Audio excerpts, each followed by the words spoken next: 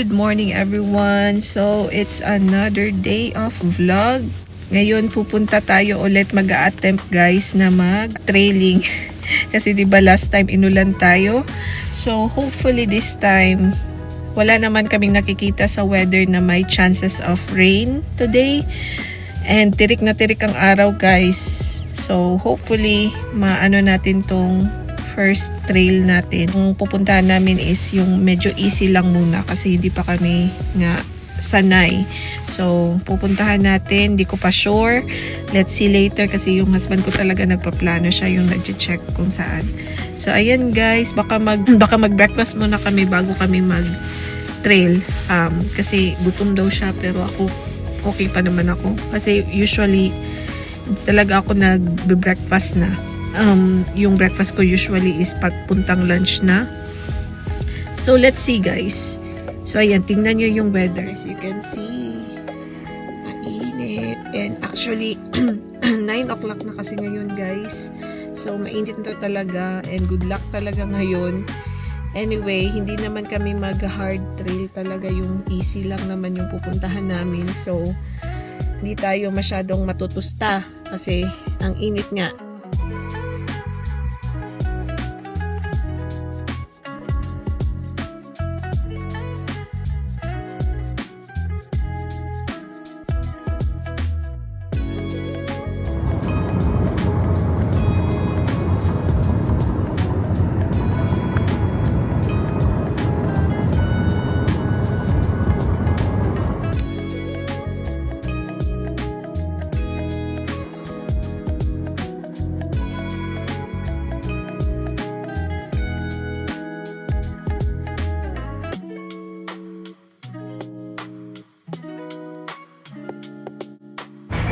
So guys, nandito na tayo sa hot springs, specifically dito sa Springs Cafe. May mga tao dito sa gilid ko kaya hindi ako masyadong makapagsalita. But anyway, dito kami kakain ng breakfast. Actually, brunch na kasi 10 something, almost 11 na. Good luck na lang talaga sa trailing namin. Hindi ko alam kung patutuloy pa ba. A few moments later.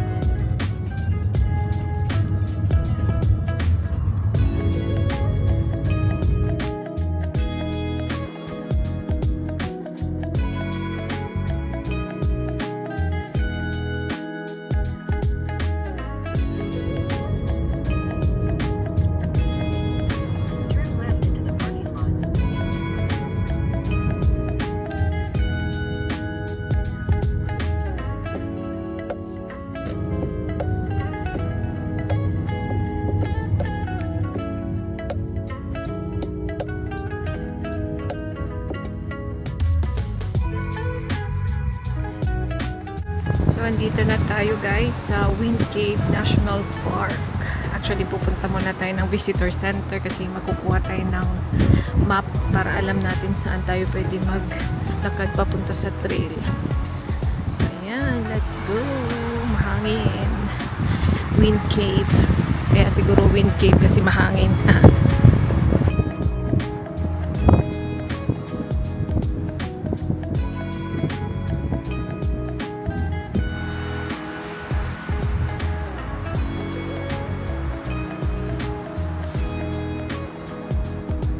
Tatanong siya kung saan drive para sa trail. We have the map.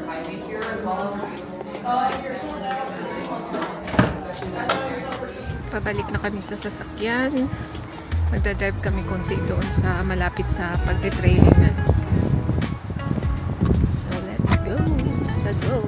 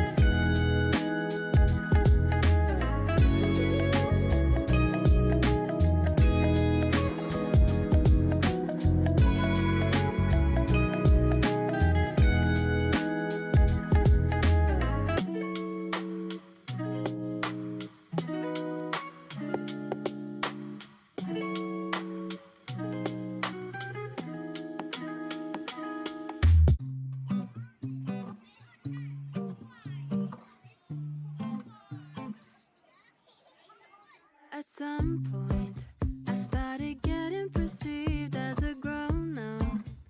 Yeah, it snuck up on me. I remember that he's on the back of the school bus, making up us, wanted to grow up, but now I'm missing the old days.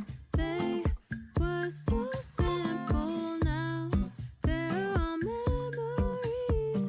Honestly, I can't believe 2,000 babies aren't the babies anymore. I'm getting older, but who's really keeping score?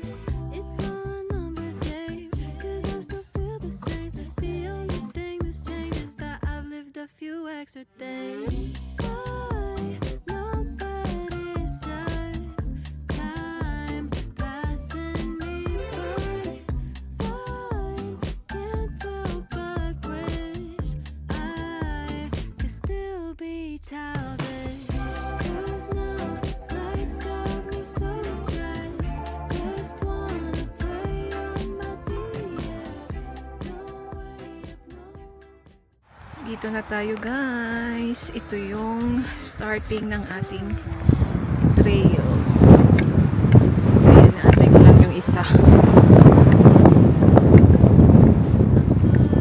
Ang hangin. Hindi ko dala yung mic ko. So may mga pa-precaution sila dito.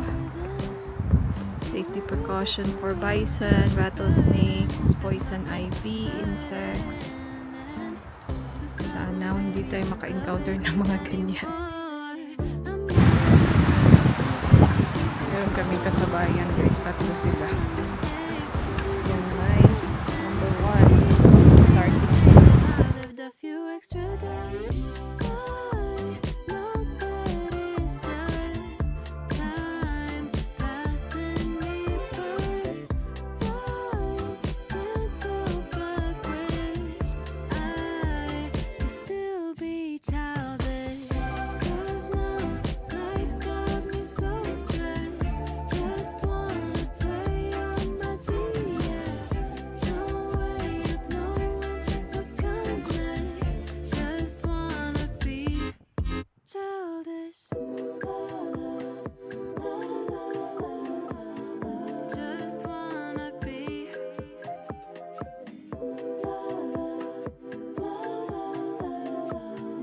Just wanna be childish.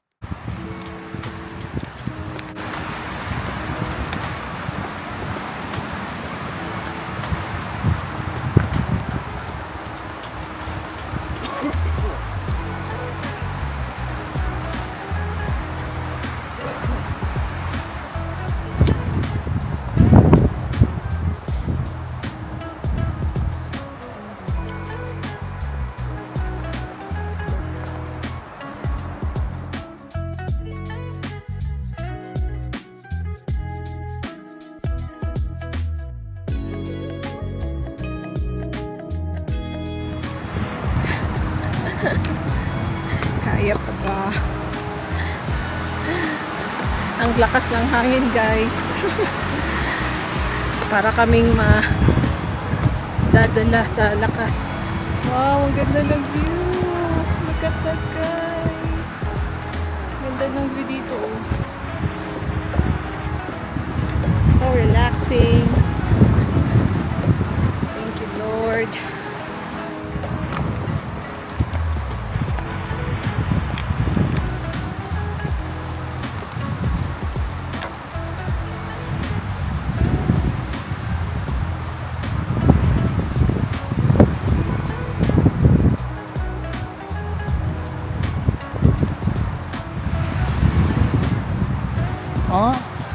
Feeling hiker, oh.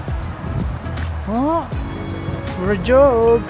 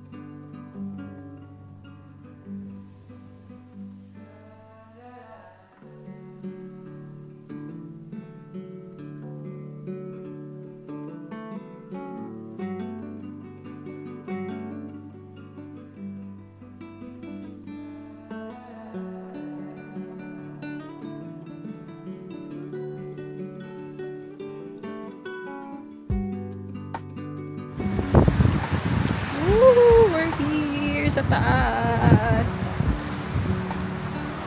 Look at the view. Look at that guys. Ano nakikita nyo na? Ano nakikita ko dito? Ang ganda ng view. At ang relaxing. Kaya lang mahangin guys. As you can see, ganda ng view. Pero may pupuntahan pa kami guys. Yan oh, yung tower. Kita niyo ba? Tower. Kung i-zoom. Yan.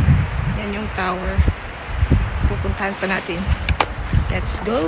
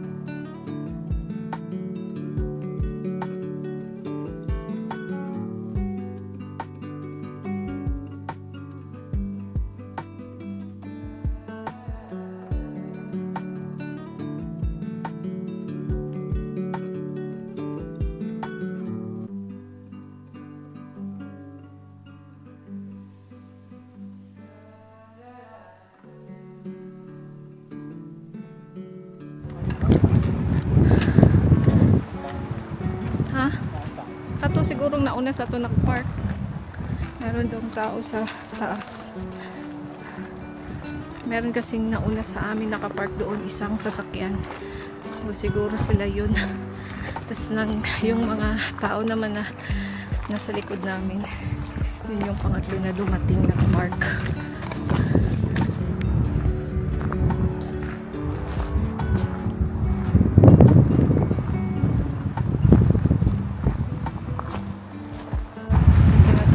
Meron talagang nauna sa amin.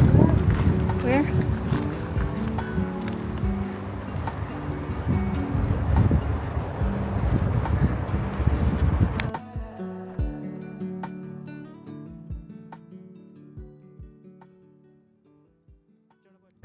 Close pala yung tower guys. Hindi natin siya mapupuntahan.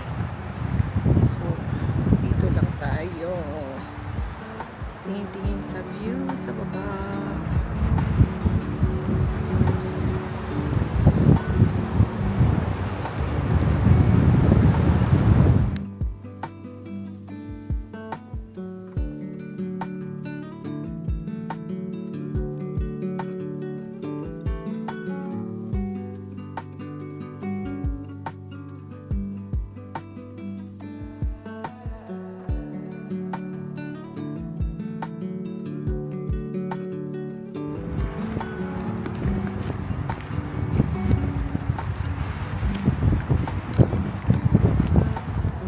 Done with our trail guys. Pabalik na kami sa sasakyan. Kita nyo yun? Parang ang 4 or 5 na yung sasakyan sa baba, including yung aming sasakyan. So ayan, update na lang later kung saan pa kami makakapunta. 2 o'clock pa kasi. Aga pa.